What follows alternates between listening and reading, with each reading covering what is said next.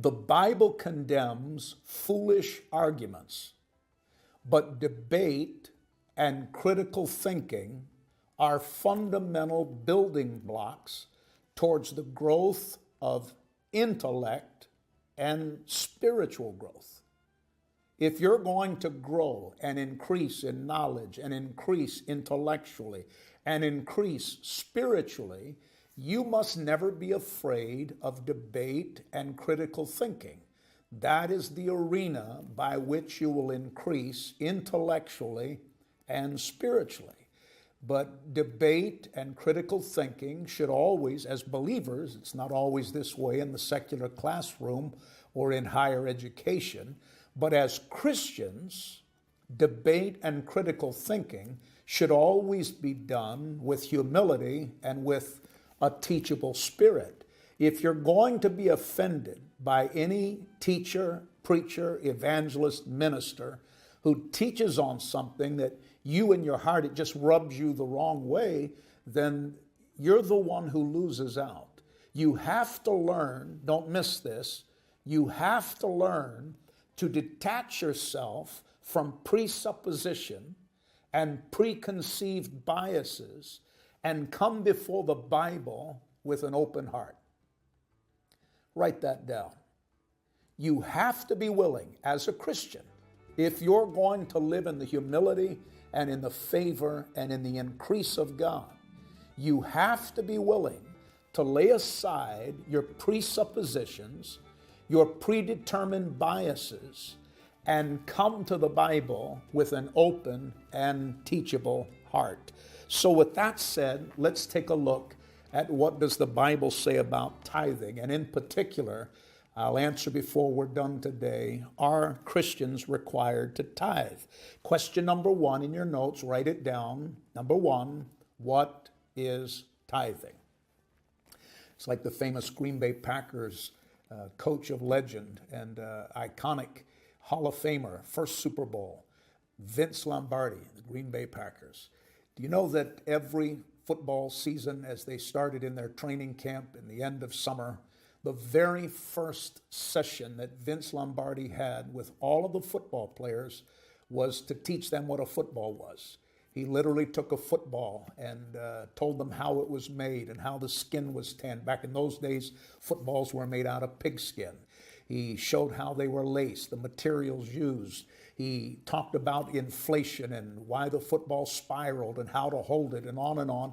He spent almost the first entire session defining what a football was. Well, sometimes those of us that teach the Bible need to take Vince Lombardi's advice and back up several steps and never assume that people have Bible knowledge. One of my methodologies of teaching is I try to teach in such a way that if somebody just got saved 60 seconds ago or just bought their first Bible yesterday and they're opening it and learning for the very first time, I try to teach in a way that the foundational, basic, fundamental truths are not neglected nor assumed. So question number one, what is tithing? The word tithe simply means a tenth. So tithing means giving 10% of whatever God places in your hands back to God. Now, tithing is better understood when it is taught also in proper context. And this is going to be new territory for some of you that have been saved 10 years, 20 years, 40, 50 years.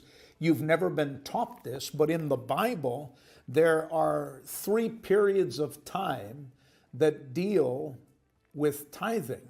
And if you don't understand as you're reading the Bible in context and in the chronology of what the contents hold, and you've never been taught that tithing in the Bible is found in 3 periods of time. Tithing in the Bible, write this down. Tithing in the Bible is found in the context of pre-law. In other words, tithing was taught before the Mosaic law. Tithing in the Bible, as you're about to discover, is found before the law was given. So we have tithing in the Bible in three contexts. Number one, the context of pre-law. Number two, the context of law. And by law we mean the law given to Moses, or the Mosaic law. And so we have tithing in the context of the Mosaic law, and then we have post-law. We have tithing addressed and giving addressed in the scriptures in the context of post-law. So if you're going to be a proper student in understanding tithing, you just can't talk about tithing in a general way. You have to understand that various passages in the Bible are going to fall on the subject of tithing into one of those three categories: pre-law, law, and post-law. Tithing in each of these three contexts has unique definition and specific criteria. Question number two: what was tithing under the Mosaic law? Because this is oftentimes where there's confusion and people begin to get off track. But in the Old Testament, God's people were required. It wasn't optional. In the Old Testament, in the Mosaic law, God's people were required to bring both tithes and also, above and beyond their tithes, special offerings. These were taught in the Mosaic law, and they were not optional. They were required by God. Under the Mosaic law, there was a theocracy. In the Old Testament, they lived under the theocracy, and Moses taught them three different tithes. And so if you're taking notes, there are three tithes under the Mosaic law. The first would be considered the regular tithe. And the regular tithe, 10% of all that God placed in their hands, was given to support the priests and the work of the temple. And so in the Old Testament, Mosaic law, and we're going to get to the pre-law, but I want to lay down, first of all, the centerpiece, the Mosaic law of tithing. The second tithe in the Mosaic law was the festival tithe. And the festival tithe, obviously, was received to help to support the various festivals that were held under Jewish law. And then the third tithe was the charity tithe. The charity tithe, and that was only taken every third year, and it was given to the Levitical priesthood, the sojourners, the widows, the fatherless, and the poor. That was called the charity tithe. Now, I don't have time to go into the depth of all of this in one setting. Those of you who are listening, I do have another teaching that we'll be following up with on this subject, where we'll go into a different area to help you find more depth. But if you want to read more about those various laws, you can find them in Deuteronomy chapter 12, Deuteronomy chapter 14, and also in Leviticus chapter 27. But if you'll be patient, I'll come back to these in a later study. But when you understand the three types of laws given and the three tithes of the law that was given under the Mosaic law, then you realize that it wasn't 10% at all. They had the regular tithe, 10%. They had a second tithe that was given for the support of the festivals, the festival tithe, and the third was the charity tithe. Now, I already did the math for you on this to save you some time, but under the Mosaic law, they weren't required to tithe 10%, because when you add up the regular tithe, the festival tithe, and the charity tithe, that adds up. Now remember, the charity tithe was only taken every 3 years. But I did the math for you. If you want to write it down, they were required to tithe 23.3% of all of the increase that God placed into their hand. So now you're beginning to understand something that perhaps you've never been taught before, or perhaps it's never been explained to you before, or at least with a Bible in your hand to where you can search it out and see it.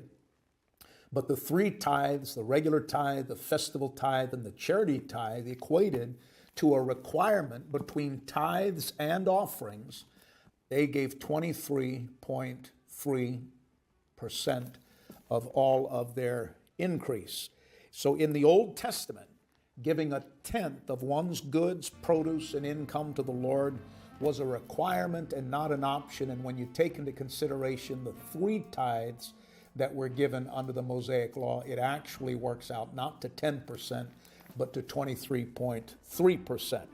Now let's get to the commonly asked question: did tithing predate the law? And there's a lot of debate among theologians on how they exegete this truth. But for example, some people that argue against tithing for the New Testament believer, they'll point out that Adam and Eve in the very first family, that from the creation of Adam all the way up until Abraham and Jacob, that there's no record of tithing. And they would say, if Old Testament tithing is true, then how do you explain the fact that from Adam all the way up to the first record of tithing, which was hundreds of years, there's no record of tithing? Well, perhaps they have not fully exegeted what we see with Adam and Eve and with Cain and Abel in the garden, because it's clear in Genesis chapter 4 that the family, Adam and Eve and the early children, they knew the responsibility of giving back to God a portion of what God had given to them. They were held to a different level of responsibility. Obviously, the temple did not yet exist, and so the support system of the Levitical tithe, the regular tithe, the festival tithe, the charity offerings, and so on, that type of giving, given under the Mosaic Law, dealt with the temple and the functionality of the temple and the society and the theocracy that we find in that period. That's why I pointed out to you early in the study, if you're going to understand tithing biblically, you have to understand tithing in the three contexts: pre-law, law, post-law. So God accepted Abel's offering and rejected Cain's. And a lot of people perhaps question exactly why. In fact, I know so because I've had so many questions that have come in on the subject of why did God accept Abel's offering and Cain was rejected? Why? It's also interesting to point out that in the Old Testament, after Adam and Eve, the Bible teaches us and connects the offering of the firstborn and the first fruits to the tithe. And so listen carefully. The offering of Abel and Cain were first fruit offerings or firstborn offerings. They were required by God in the very beginning, Adam and Eve, Cain and Abel, and so forth. In the very beginning, God required of them both a firstborn and a first fruit offering. And many scholars believe that the reason why Cain's offering was rejected is it fell short of the tithe, and that Abel's was abundant and generous, a tithe, or perhaps even more than a tithe. And there's great debate among scholars that the reason Cain's offering was rejected is his first fruit offering was not a true 10%, that perhaps he tried to shortchange God or give a lesser amount or inferior product of his produce to God. And again, I'll not go into a great deal of teaching on that because it's not completely where I'm headed today. But it's important for you to understand that the firstborn, listen carefully, the firstborn and first fruit offerings that go all the way back to Adam and Eve in the Bible were then connected to the tithe. So it is very possible that Abel's offering was accepted because it was not just a first fruit offering, but it was a tithe or more. The question was asked, where do we first see tithing in the Bible? And if you want to, go with me into Genesis chapter 14. Genesis chapter 14, because the very first reference of tithing is found there in Genesis 14 and verse 20. The Bible says, then Abram gave Melchizedek a tenth of all the goods he had recovered. And so Abram tithed to Melchizedek. Now, some would say, well, that's a one-off offering or a one-off tithe. It was not evidence that he did it on a consistent and regular basis. Well, let's go on, because the second reference we find of tithing is in Genesis chapter 28 and verses 20 through 22, where Jacob promises to give God a tenth of everything. Genesis chapter 8, verses 20 through 22, then Jacob made this vow, if God will indeed be with me and protect me on this journey, and if he will provide me with food and clothing, and if I return safely to my father's home, then the Lord will certainly be my God. And this memorial pillar I have set up will become a place for worshiping God, and I will present to God a tenth of everything he gives to me. Highlight that in your Bible. For worshiping God, I will present to God a tenth of everything he gives to me.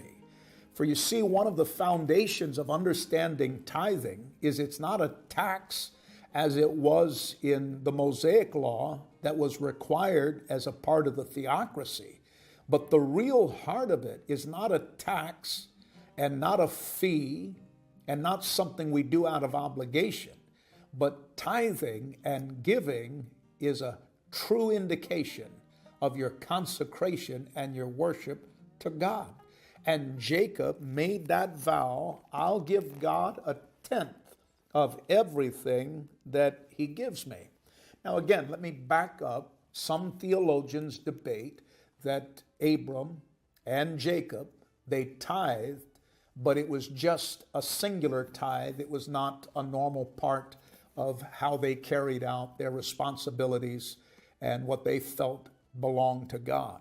Well, let me argue that from the original Hebrew, that to tithe is a verb from the Hebrew, and it doesn't mean a one-time offering.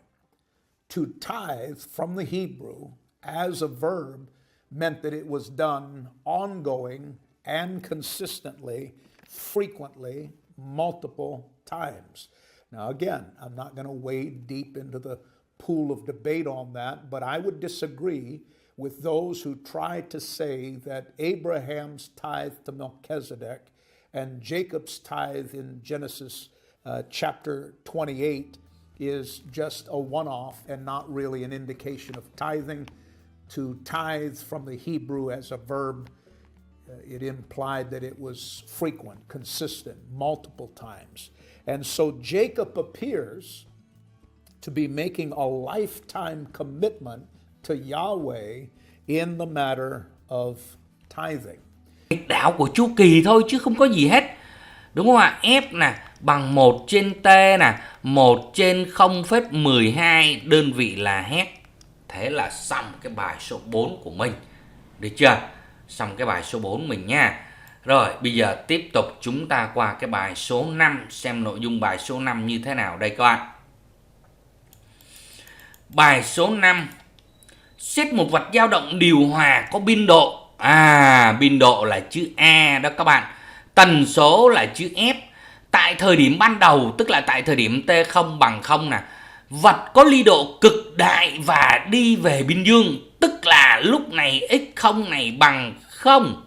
Xin lỗi, ly độ cực đại mà, x0 là bằng cộng A và về, đúng không? Vật có ly độ cực đại và chuyển động về phía dương. Đúng không ạ? Và chuyển động về phía dương tức là, thầy đọc lại nha. Tại thời điểm ban đầu t bằng 0, vật có ly độ cực đại và về ly độ cực đại về phía dương, tức là nó ở biên dương đó các bạn. Đúng không ạ? Nó ở có hai cái ly độ nha. Các bạn lưu ý nè. Đây 0, đây là cộng A, đây là trừ A. Ly độ này là ly độ cực đại về phía dương, còn ly độ này về độ lớn nó là cực đại nhưng mà nó đang ở phía âm. Như vậy tại thời điểm T0 đây nó đang ở vị trí này đây các bạn, đúng không? Rồi. Đề bài người ta hỏi mình xác định chu kỳ tần số góc pha ban đầu của dao động. Rồi bây giờ thầy tính chu kỳ nha. T này bằng nghịch đảo của tần số là 1/5 thì nó ra là 0,2 giây. Rồi tần số góc là omega bằng 2πf đó, hay bằng 2π chia t cũng được đó các bạn. 2π nhân f. F của chúng ta là 5, như vậy nó ra 10π. Đơn vị của tần số góc là radian trên giây nha. Pha ban đầu, đề bài nó hỏi pha ban đầu là phi. Chúng ta dựa vào cái đường tròn lượng giác, ban đầu vật ở vị trí biên dương. Như vậy pha ban đầu nó bằng 0. Được chưa? Các bạn có thể nhanh luôn, chúng ta có thể giải nhanh luôn, hoặc là ở đây thầy vẽ ra đây.